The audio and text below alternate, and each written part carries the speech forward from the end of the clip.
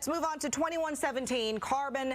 We're calling it, well, it is basically Cap and invest. Yes, cap and invest, but it is essentially the Climate Commitment Act, and this initiative was trying to repeal portions of the Climate Commitment Act. It failed. So that means that the Climate Commitment Act lives, it survives, with a whopping 62% of voters rejecting the initiative to overturn portions of the Climate Commitment Act. So let's talk about this. We've got Reuven, Carlyle, our Democratic analyst here, and you are the expert on this because, for those of you joining us, Reuven Carlyle actually co-wrote the Climate Commitment Act, and for the past, several months, you've been, fighting against 2117. That's right. Well, 2117, look, the Climate Commitment Act is a cap and invest carbon pricing legislation, and it is a global best practice.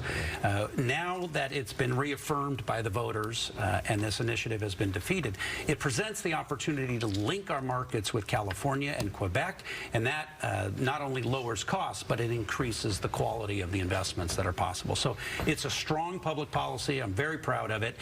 Governor Inslee deserves a lot of credit. He worked very hard on this, and I think a lot of us believe that state-level climate action is very, very important. Before I get to Randy, though, I do want to ask you for those people who voted for this initiative, and the reason why they voted for the initiative was the concern that it drove up gas prices. As you saw Brian Haywood, when he was advertising his initiative, he was saying that that was one of the reasons why when we go to the gas station, we're paying such high prices. So do you believe, for somebody who wrote this, is it maybe necessary to go back and change some of the writing in the Climate Commitment Act? Could we change it so that way, it could possibly be a win for everybody?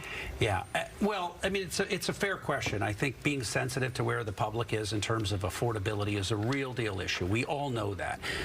Everyone's feeling that across the country about affordability. At the same time, the price of gasoline today is less expensive than it was before the Climate Commitment Act.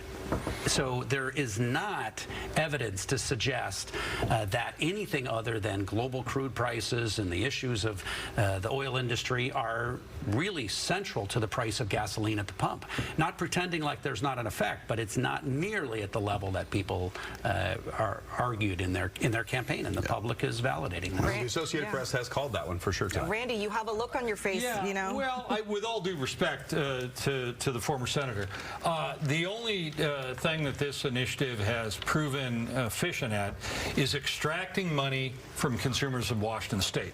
The campaign against the initiative was a completely false one. It did not raise any of the realities of what this carbon tax is going to do to Washington State, and the benefits that are claimed by the pro side by those in favor of it just do not exist. It is not going to lower global emissions by anything.